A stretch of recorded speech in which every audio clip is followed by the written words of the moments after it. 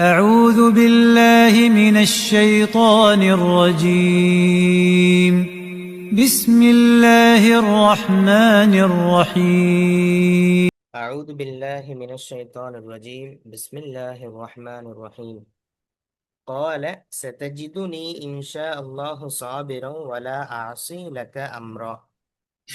அதற்கு மூசா, இன்ஷா அல்லாஹ், நான் பொறுமையுள்ளவனாகவும் எவ்விஷயத்திலும் உமக்கு மாறு செய்யாதவனாகவும் நான் இருப்பதை நீங்கள் விரைவில் காண்பீர்கள் என்று மூசா கூறினார்.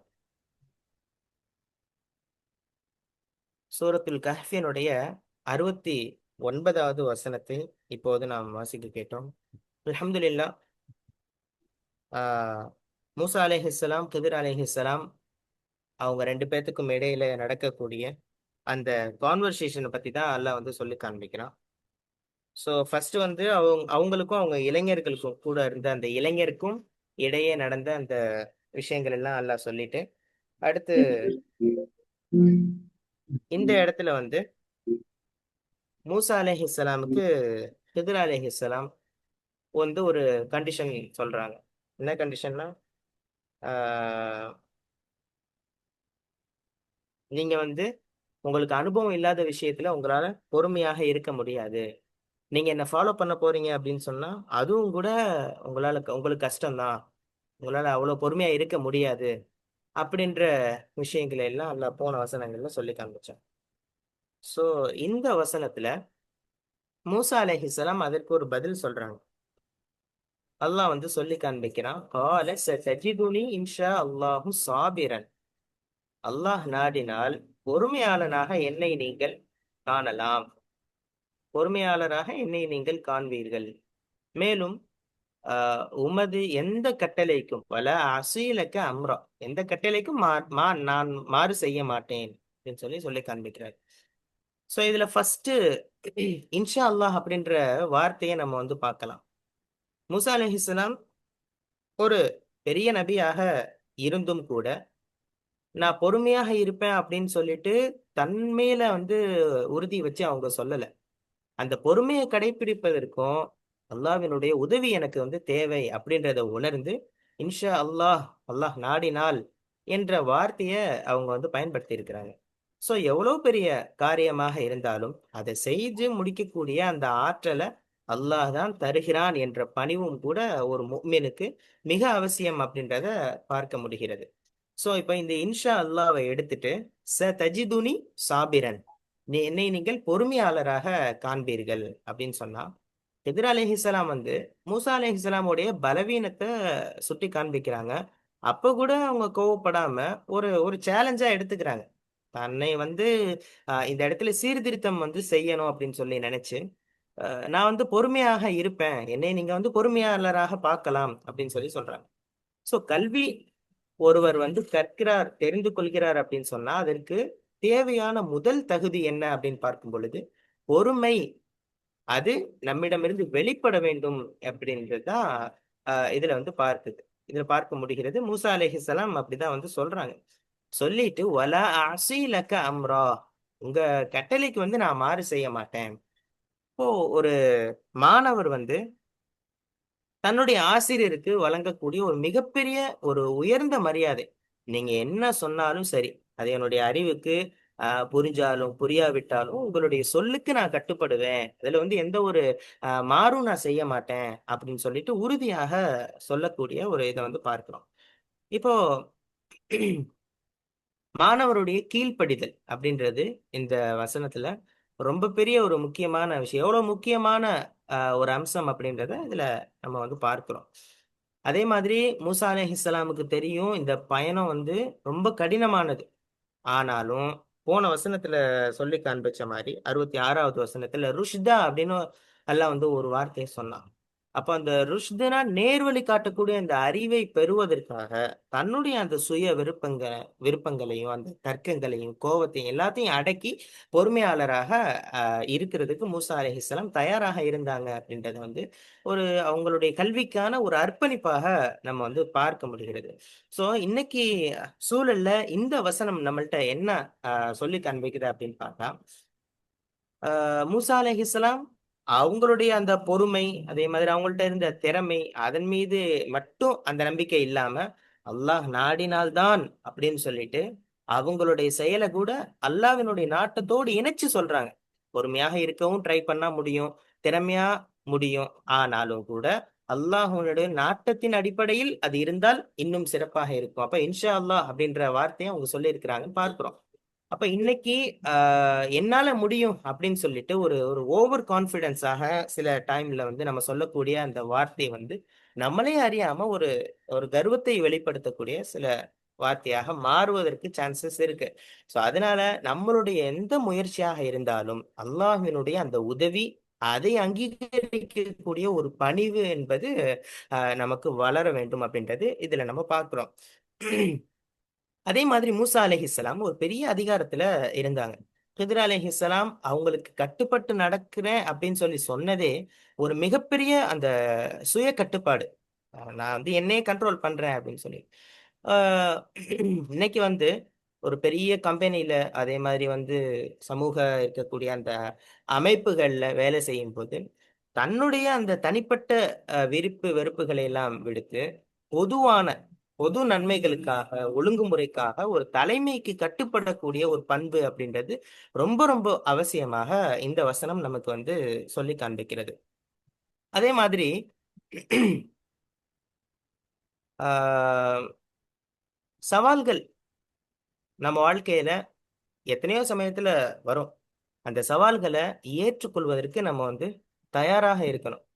இன்னைக்கு வந்து இன்றைய தலைமுறை இடத்துல ஒரு பெரிய ஒரு சேலஞ்ச் வருது அப்படின்னு சொன்னா ஒரு சிலரை தவிர பெரும்பாலான ஆளுங்க வந்து அதை பார்த்து ஓடிடுறாங்க. அதுல வந்து ஒரு இன்ட்ரெஸ்ட் காட்டாம அதுல வந்து ஒரு முயற்சி செய்யாம அதை பத்தி அந்த சேலஞ்சை வந்து ஏத்துக்கொள்ள முடியாம இருக்கக்கூடிய ஒரு இதை வந்து பார்க்கிறோம்.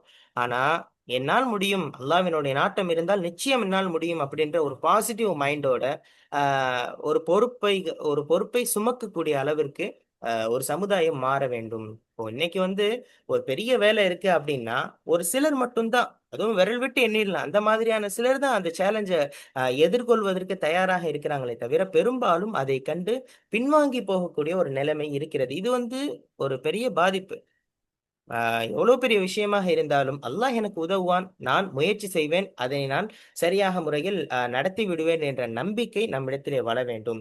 ஏன்னா ஹித்ர் அலைஹிஸ்ஸலாம் வந்து சொல்றாங்க, உன்னால பொறுமையாக இருக்கவே முடியாது, லன் தஸ்ததியா, பொறுமையா இருக்கவே முடியாது அப்படின்னு சொல்லி சொன்னதுக்கு இந்த வசனத்துல தான் பதில் சொல்றாங்க. என்னை நீங்க பொறுமையாளரா பார்ப்பீங்க அப்படின்னு சொன்னா அது வந்து என்னது, ஒரு பொறுமையா இருக்க முடியாதுன்னு ஒருத்தவங்க சொல்லும் பொழுது நான் பொறுமையாக இருப்பேன் அப்படின்ற ஒரு பணிவோடு அந்த சேலஞ்சை வந்து அக்செப்ட் பண்றாங்க இல்லையா?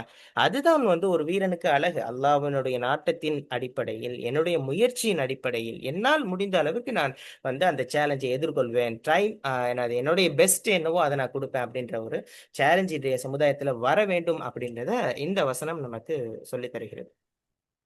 ம். alhamdulillah. ஆமா. So, قال ستجدني إن شاء الله صابرا على أرسلك أمرا. சாங்கிற வார்த்தை எதுக்கு யூஸ் பண்றாங்கன்னா உடனே உடனே ரெஸ்பாண்ட் ஆஹா, பண்றாங்க. இல்ல இல்ல, அப்படின்றது வந்து இந்த இடத்துல ஒரு வினைச்சொல்லுக்கு முன்னாடி வந்துச்சுன்னா அது வந்து ம். வருங்காலத்தை குறிக்கக்கூடிய ஒரு அர்த்தத்துல வரும். காண்பீர்கள், என்னை நீங்கள் காண்பீர்கள் அப்படின்னு சொன்னா வருங்காலத்தை பத்தி பேசு. வருங்காலம் உடனடியாக வருங்காலம் இல்லைங்களா? ஃபா ஷா அதெல்லாம் இருக்குல்ல. வராது வராது.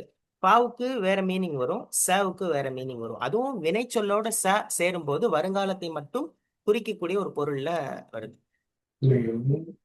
அப்படின்றது இஸ்முல வரும். அதுக்கு அடுத்த வசனத்துல பார்த்தா தெரியும், ஃப இனித்தபாத்தனி அப்படின்னு சொல்லி வரும். ம். ம். விரைவில் தான் வருது உடனே. அஹ், அது உடனே அப்படின்றது இதுல வர மாதிரி எனக்கு தெரியல. இதுல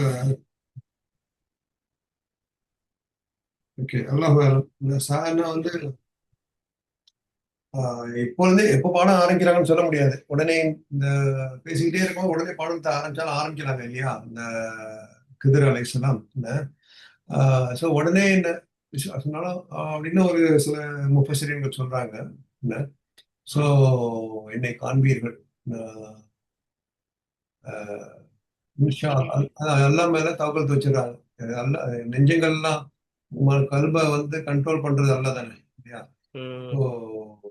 என்னுடைய சக்தி என்கிட்ட இல்லை அப்படின்றாங்க. என்ன சாபீரன்னா அதான் வாக்குறுதி கொடுக்குறாங்க. நிச்சயமா வாக்குறுதி. ரெண்டாவது உங்களுக்கு காரியத்துல வந்து மாறு செய்ய மாட்டேன், நீங்க செய்யறத வந்து நிறுத்த மாட்டேன், தடை செய்ய மாட்டேன். நான் கேள்வி கேட்க மாட்டேன்னு சொல்லல. நான் அந்த ம். மாதிரி 3 விஷயத்துல அவங்க போய் தடை செய்யல. நான் பின்னாடி பாத்தீங்கன்னா நடக்கும். இப்போ ஓட்டைய ஓட்ட போடும் போது போய் அவங்க கையை பிடிச்சி நிப்பாட்டல இல்லைங்களா? ரெண்டாவது அந்த பையனை வந்து ஷஹீது கொலை செய்யும் போதும் அந்த போய் தடுக்கல. என்ன? மூணாவது அந்த சவத்தை வந்து நிறுத்தி வைப்பாங்க. அப்பவும் போய் அதை வந்து ம். அந்த வந்து அதை வந்து அதுல பொறுமையா இருந்திருக்கிறாங்க. ஆனா கேள்வி கேட்டாங்க. என்ன சோ அந்த இல்ல அந்த இடத்துல பொறுமை இருக்காது அவங்களுக்கு. பொறுமை ஆமா. இல்லாதன் காரணமா தான் கேள்வி கேட்டுருவாங்க. 3 இடத்துலயுமே கேள்வி கேட்டுருவாங்க இல்லையா? ஆ, ஆ. அது என்ன காரணம்னா பொறுமை இல்ல அப்படின்றது. ஏன்னா அந்த லன் தஸ்ததிய மாய சபுரா அப்படின்றது இன்னும் வந்து ஒரு 2 தடவை 3 தடவை வரும். மாறு செய்ய மாட்டேன் அப்படின்னா இந்த ஒரு அர்த்தமும் இருக்கு இல்லையா? வந்து நீங்க செய்யறத வந்து நீங்க காரியத்துல வந்து நான் வந்து சொன்ன விஷயத்துல மாறு செய்ய மாட்டேன். அம்ருங்கிறது வந்து காரியம் இல்லையா? என்ன? ம்.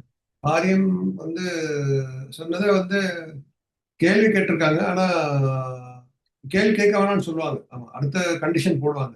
அலைஹிஸ்ஸலாம் கேள்வியும் கேட்கக்கூடாதும்பாங்க. என்ன ஸோ அதுக்கும் என்ன சொல்லுவாங்க, சொல்லிட்டு போயிடுறாங்க. அதுக்கப்புறம் அவங்க ப்ராமிஸ் பண்ணாங்களா என்னங்கிற சொல்லி அல்லாஹ் ஆலம். அதுக்கப்புறம் தான் அடுத்த ஆயத்துல தான் வந்து என்ன வந்து எதையும் கேட்கக்கூடாதுங்கிறாங்க. அதுக்கப்புறம் என்ன நடந்து போறாங்க அப்படின்னு தான் அல்லாஹ் சொல்றான். என்ன இது வந்து இவங்க சொன்னதை ஓகே, நம்ம என்ன இதுல படிப்பினை என்னன்னா, ஒரு ஆசிரியர்கிட்ட மாணவன் படிச்சுக்கும் போது பொறுமை இருக்கணும் இல்லைங்களா? பொறுமை இருக்கணும். ரெண்டாவது வந்து பணிவு இருக்கணும். ஆஹ் உடனேக்கு உடனே நம்ம உடனே முடிவு பண்ணிடக்கூடாது. அது சொல்லி முடிக்கிற வரைக்கும் நம்ம பொறுமையா இருக்கணும். அது கேட்டல் ஒரு சும்மா காதால கேட்கறது ஒண்ணு. அது கேட்டு புரிஞ்சு மனசு அளவுக்கு நம்ம கேட்டல்ங்கிறது அது ஒரு சக்தி மாதிரி. நம்ம வந்து கேட்டல் கேட்டல்ங்கிறது வேற, புரிதல்ங்கிறது வேற இல்லைங்களா? ஸோ நம்ம ம். இத சொல்றதுக்கு முன்னாடியே நம்ம அவங்கள பத்தி ஒரு முடிவு பண்றது. என்ன ஸோ இது பேசினா ஆரம்பத்திலேயே ஒருத்தவங்க வந்து முடிவு பண்ணிடுறது. ஃபுல்லாவே கேட்காம. கடைசி வரைக்கும் கேட்டா தானே என்ன சொல்றாங்க, என்ன என்ன சொல்றாங்க. பேசுறாங்கன்றது புரிய ஆமா. வரும். ஆமா. இங்கிலீஷ்ல சொல்லுவாங்க, don't judge the book by its கவர்ன்னு சொல்லுவாங்க. அது ம். அந்த புத்தகத்தோட அட்டையை வச்சு முடிவு பண்ணாத அப்படின்னு சொல்லுவாங்க. பார்த்தோன்னே தூக்கி போட்டுறது. ஒரு ரீல பார்த்துட்டு ஒரு இப்படித்தான், கிளிப்பை பார்த்துட்டு இப்படித்தான், ஃபுல்லாவே கேட்காம ஆஹ் பெரிய பிரச்சனைகள்லாம் நிறைய உருவாகுது இல்லையா? ஃபுல்லா ஒரு மணி நேரம் பேசியிருப்பாரு. அதுல ஒரு கிளிப்பை மட்டும் எடுத்து போட்டு அவர் பிரச்சனையை ஆக்கி விட்டுருவாங்க. என்ன ஸோ இதெல்லாம் வந்து இப்போ நடக்கிற ஒரு ப்ராப்ளம்ஸ். ஸோ இதுல நமக்கு என்ன பண்ணணும்? பொறுமையா இருக்கணும். என்ன ஸோ கேட்கறதுக்கு இப்போ புரிஞ்சுக்கிறதுக்கு நம்ம பொறுமை இருக்கணும். கல்வின்னு போயிட்டா டக்கு டக்குன்னு அவட முடிவு பண்ணக்கூடாது. என்ன நமக்கு நாமே ஒரு கண்ட்ரோல் இருக்கணும். வந்து ம். ஆசிரியர் பாடம் நடத்தும் போது நம்மளை நாமே வந்து அடக்கிக்கிட்டு இருக்கணும். என்ன சொல்றாங்க கேட்போம். உடனே உடனே இவர் என்ன சொல்ல போறாரு, அடுத்து நம்மளே ஒரு முடிவு போறது. இவர் அடுத்து அதான் சொல்ல போறாரு, இவர் இதான் சொல்ல போறாரு அப்படின்ட்டு நம்ம முடிவு பண்ண நமக்கு எப்ப நம்ம கத்துக்குவோம் இல்லைங்களா? ம். நேரம் தான் வேஸ்ட். என்ன ஸோ அந்த மாதிரி இல்லாம நம்ம இன்ஷா அல்லாஹ் முக்கியமா மார்க்க விஷயத்தை கத்துக்கிற போதும், அல்லாஹ் குரானை பத்தி பேசும்போதும் பொறுமையா வாய் மூடி இருங்கள் சொல்லுவாங்க. குரானை வந்து எஸ்பெஷலி குரானுக்கு மட்டும்தான் அந்த ஒரு இன்ஸ்ட்ரக்ஷன். அந்த ம். ஜும்மால சொல்லுவாங்கல்ல, அன்சித்து என்ன அந்த குத்துபா ஓதும் போது வாய்மொழி இருங்கள் அப்படின்னு ஒரு ம். சொல்லுவாங்க. குரானுக்கும் வந்து நம்ம மரியாதை கொடுக்கணும். குரான் ஓதிக்கிட்டு இருக்கும் போது பொறுமை இல்லாம வந்து மத்த விஷயங்கள்ல ஈடுபடுறது. குரானுக்கு வந்து நான் தனியா ஒரு ரெஸ்பெக்ட் வந்துடும் இல்லைங்களா? ம். நம்ம ம். என்ன பண்றது, நம்ம குரானை போட்டு விட்டு நம்ம பாட்டு வேலையை பார்த்துட்டு இருக்கிறது, வியாபாரத்தை கவனிக்கிறது, அந்த மாதிரி ஒரு வர்க்கத்து வர்றதுக்காக செய்யறது வரோம் இன்ஷா அல்லாஹ். பட் அதுவும் காதால கேட்கணும் உட்காந்து. அப்பதான் குரானுக்குள்ள மரியாதை என்ன. குரான் பாட்டு ஓதிட்டு இருக்கணும், ஓட்டு பேசிட்டு இருப்பாங்க என்ன. So, அந்த ஒரு பொறுமை இருக்கணுங்கிறத நான் நினைக்கிறேன். இந்த அல்லாஹ் ஒரு ஞானத்தை கொடுக்கட்டும் நமக்கு. மெயினா இதுல நான் புரிஞ்சுன்னா நம்ம இதே பாடம் படிக்கும்போது நமக்கு இந்த மாதிரி அல்லாவுடைய தவக்கல் வச்சு பொறுமையா இருந்து கண்ட்ரோல் பண்ணி நம்மளும் கல்வி கத்துக்கிட்டா அந்த கல்வியில நம்ம சிறந்து விளங்க முடியும். சிறந்த ஆதிங்களாக, சிறந்த ஒரு கல்விமான்களாக ஆக முடியும் இன்ஷா அல்லாஹ். அந்த கூட்டத்தை நம்மளே ஆக்கிடுவாங்க. அடுத்தது قال فإن اتبعتني فلا تسألني عن شيء حتى أحدث لك منه ذكرا. அதற்கு அவர், நீர் என்னை பின்தொடர்வதாயின் எந்த ஒரு விஷயத்தை பற்றியும் நானாகவே அதை பற்றி உமக்கு அறிவிக்கும் வரை நீர் என்னிடம் கேட்கக்கூடாது என்று சொன்னார். சூரத்துல் கஹ்ஃபினுடைய 70வது வசனம் இது. மூசா அலைஹிஸ்ஸலாம் போன வசனத்துல நான் வந்து பொறுமையாக இருப்பேன் அப்படின்னு சொல்லி உறுதிய வந்து கொடுக்குறாங்க. சோ இதற்கு பிறகு ஒரு ஆசிரியராக ஹித்ர் அலைஹிஸ்ஸலாம் வந்து ஒரு நிபந்தனை வைக்கிறாங்க. என்ன நிபந்தனை? ஓகே, என்னை நீங்கள் பின்தொடர்வதாக இருந்தால் அப்படின்னு சொல்லி ஒரு வார்த்தை இருக்கு. பின்தொடர்வதாக இருந்தால் ஃபலா தஸ்அல்னி அன் ஷைஇன், எதை பற்றியும் என்னிடம் நீங்கள் கேள்வி கேட்க கூடாது. ஃபர்ஸ்ட் நிபந்தனை, ஃபர்ஸ்ட் உறுதிமொழி இதுதான். எதை பத்தி என்கிட்ட நீங்க கேள்வி கேட்க கூடாது, நானே உங்களுக்கு அதற்கான முழு காரணங்களையும் சொல்லுவேன் அப்படின்னு சொல்லிட்டு ஹித்ர் அலைஹிஸ்ஸலாம் சொல்றாங்க. சோ ஃபைனி தபாதானே அப்படின்னு சொல்லி பார்த்தா, ஒரு கல்வி அப்படின்றது அது ஒரு பயணமாக நம்ம பார்க்கிறோம். அந்த பயணத்துல மாணவன் ஆசிரியருக்கு பின்னாடி தான் போகணுமே தவிர ஆசிரியரை முந்தி ஒரு கேள்வியை வந்து கேட்கிறது அல்லது அவரை ஓவர்டேக் பண்ணி போற மாதிரி எதுவும் செய்யக்கூடாது. சோ உமது விருப்பத்தின்படி வந்து எந்த ஒரு அறிவும் கிடைக்காது. நான் வந்து எந்த பாதையில காட்டுறேனோ அதுலதான் வந்து உங்களுக்கு கல்வி கிடைக்கும் அப்படின்றத வந்து அறிவு வந்து கிடைக்கும் அப்படின்றத இந்த வசனம் உணர்த்துது. நீங்க பின்தொடரணும் அப்படின்னு சொல்லி சொன்னா ஃபலா தஸ்அல்னி அன் ஷைஇன், எதை பற்றியும் நீங்கள் என்னிடம் கேள்வி கேட்க கூடாது. சில சமயத்துல வந்து இந்த கல்வியை தேடக்கூடிய, அறிவை தேடக்கூடிய சமயங்கள்ல கேள்வி கேட்கிறத விட அதை வந்து சொல்றது, நல்லா அப்சர்வ் பண்றது, நல்லா வந்து அந்த செய்திகளை முழுவதுமாக உள்வாங்கிறதுன்றது அதிகமான ஒரு பலனை வந்து தரும். ஹித்ர் அலைஹிஸ்ஸலாம் இதற்கு பின்னாடி வரும் அந்த செயல்கள் எல்லாமே ஒரு விசித்திரமான செயல் அப்படின்றத வந்து நம்ம பார்க்க முடியும் பின்னாடி வசனங்கள்ல. இப்போ மூசா அலைஹிஸ்ஸலாம் அவசரப்பட்டு கேள்வி கேட்டாங்கன்னா அந்த செயலுக்கு பின்னாடி இருக்கக்கூடிய ரகசியத்தை முழுமையாக அவங்களால புரிஞ்சு கொள்ள முடியாது. சோ நீங்க அமைதியாக இருங்க, மௌனமாக இருங்க, எதை பத்தி என்கிட்ட கேட்காதீங்க அப்படின்னு சொல்றதுதான் அவங்களுக்கான முதல் உறுதிமொழியாக பார்க்க முடிகிறது. இப்போ ஒரு மாணவர் இருக்கிறாரு, அவருடைய ஆசிரியருடைய செயல்ல ஏதாவது ஒரு சந்தேகம் வந்துருச்சு.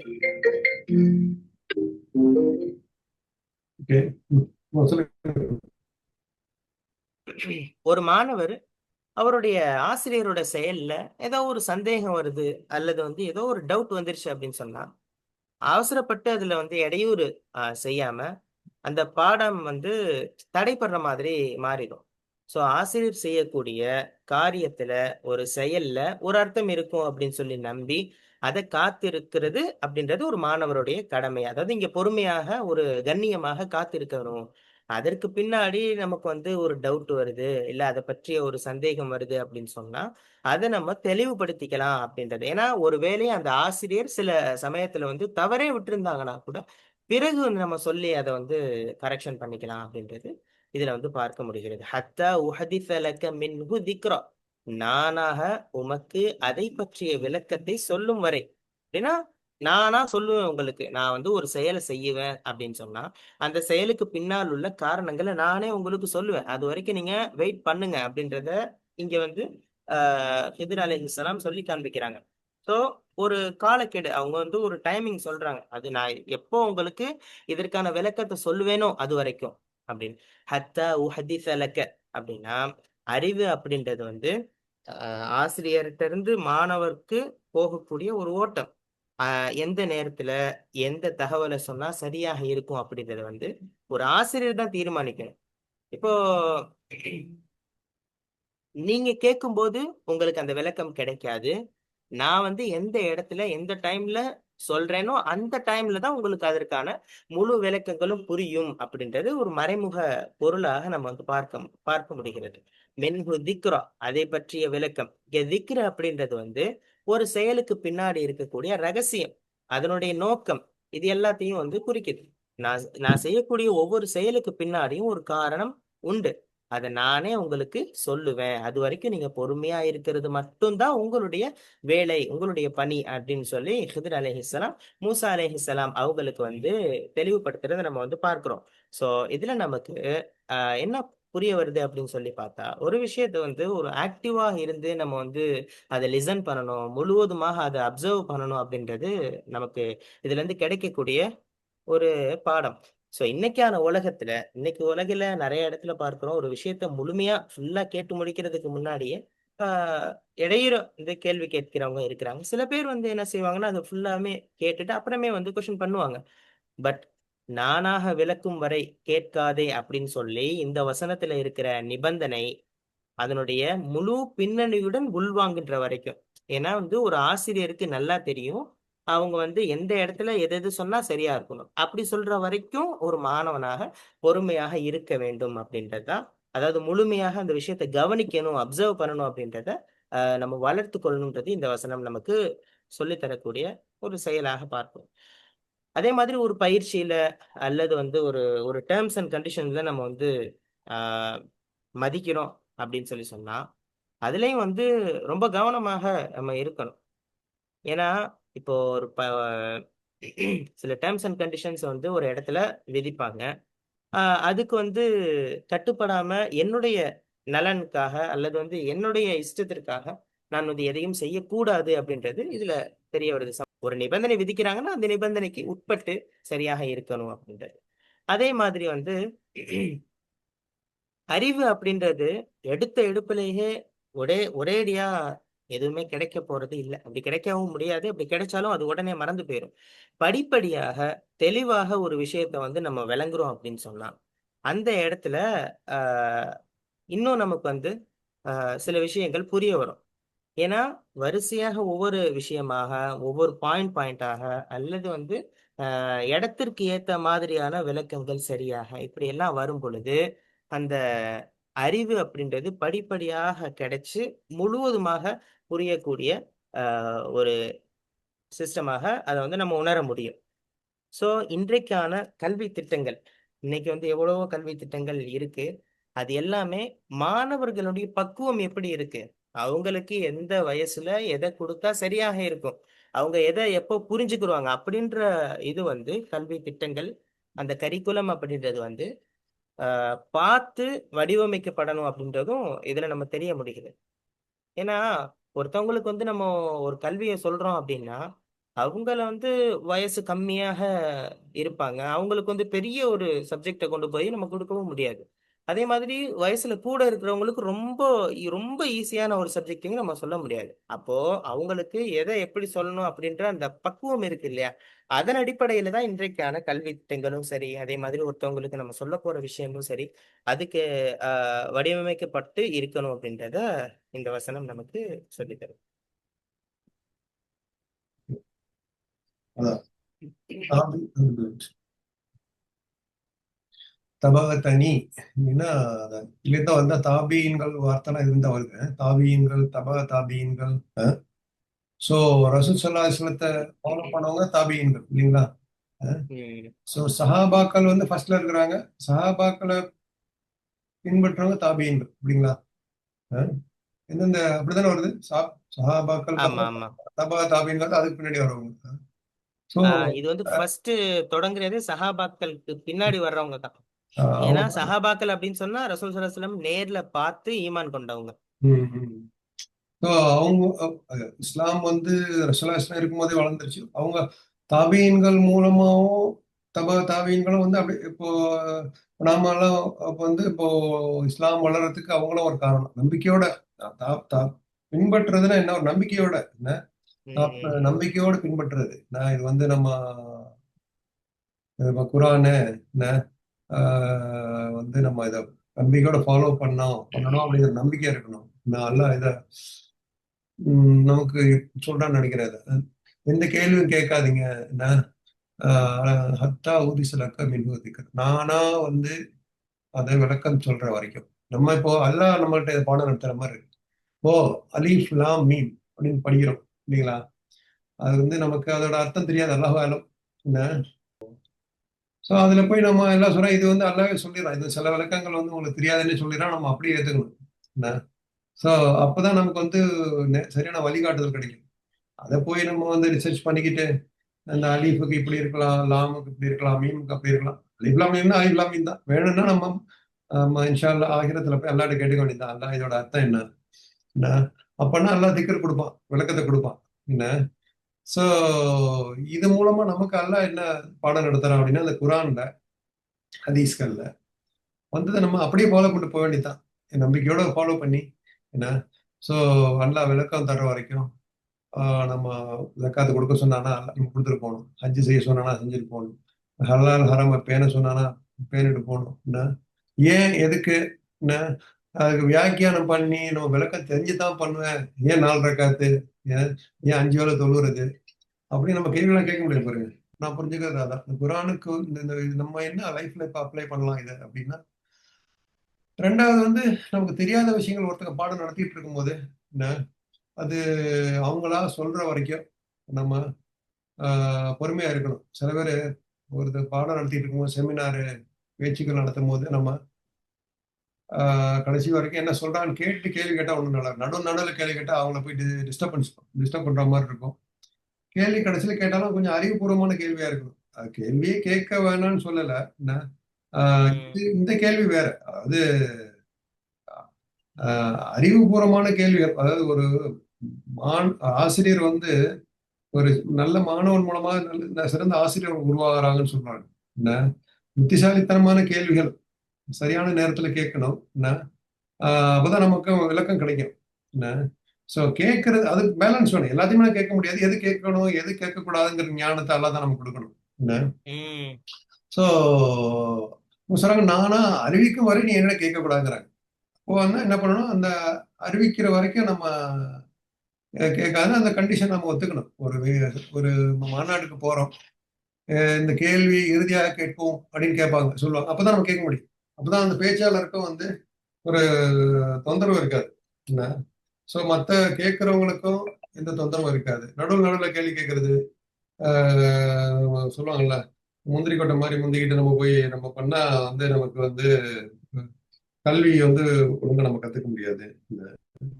ஸோ அந்த மாதிரி நமக்கு ஒரு டிசிப்ளின் இருந்தால் தான் கல்வியில நம்ம சிறந்து வழங்க முடியும் அப்படிங்கிறது நான் புரிஞ்சுக்கிறேன் இன்ஷா அல்லாஹ். ஸோ அந்த ஒரு பொறுமையை நமக்கு விளக்கம் நமக்கு கிடைக்கிற வரைக்கும் நம்ம பொறுமையா இருக்கிற ஒரு பொறுமையால நம்ம கொடுக்கணும். சாவீர்களாக நம்மளா இருக்கணும். அதான் கேள்வி வந்து கேட்கறது வந்து நடுவுல நிறைய விஷயங்களை நம்மளை வந்து நல்ல ஒரு விஷயங்களை கேட்கறதை விட்டு தடுத்துரும்.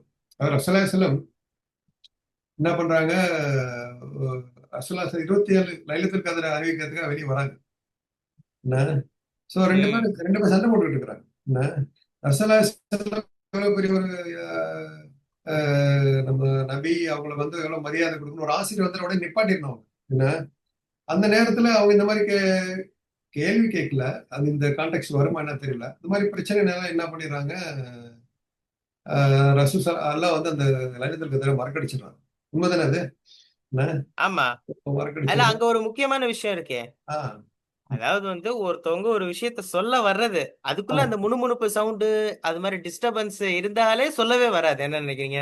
ஆமா. சோ திருப்பி ஒரு திருப்பி விஷயத்த ஆமா, உங்களுக்கு தெரியாத விஷயங்களை துருவி கேட்காதீர்கள் அப்படின்னு ஒரு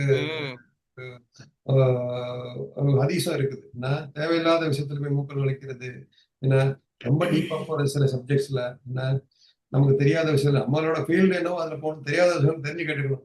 நம்ம டாக்டர்னா அவ்வளவுதான். டாக்டர் என்ன சொல்றாரு கேட்டுட்டு போகணும். அவரு அல்லா மேல தவக்கத்து வச்சு அவர் கொடுக்குற மருந்து சாப்பிட்டு போயிட்டு இருக்கணும். ம். ஸோ சரியா வரலையா மருத்துவம் திருப்பி அடுத்த டாக்டர் நல்ல டாக்டரை போய் பார்க்கணும். ஸோ கேள்விகள் நல்ல கேள்விகள் கேட்கணும், கேட்காம இருக்கக்கூடாது. ம். பேலன்ஸ் பேலன்ஸ் மார்க்கம் வந்து பேலன்ஸ் தான். கேள்வி கேட்க வேணாம்னு சொல்ற சில நேரத்துல கேட்கணும். வந்து தட்டி கேளுன்னு தான் சொல்லுது. அது வேற. அது வந்து தவறுகள் நடந்தா தட்டி கேட்கிற கேள்வி அது வேற. பாடம் நடத்தும் போது ஆசிரியர்கிட்ட பாடம் நடத்தி முடிஞ்சவன அறிவை வளர்த்துக்கிறதுக்காக அந்த அந்த நீயத் அல்ல இன்னமல் அமாலுமே நீயாத் சொல்றோம். அந்த அறிவை வளர்த்துக்கணும் அப்படிங்கறத நீயத்தோட கேள்வி கேட்டா அல்லாஹ் வந்து கல்வி கடலை திறந்து விடும்.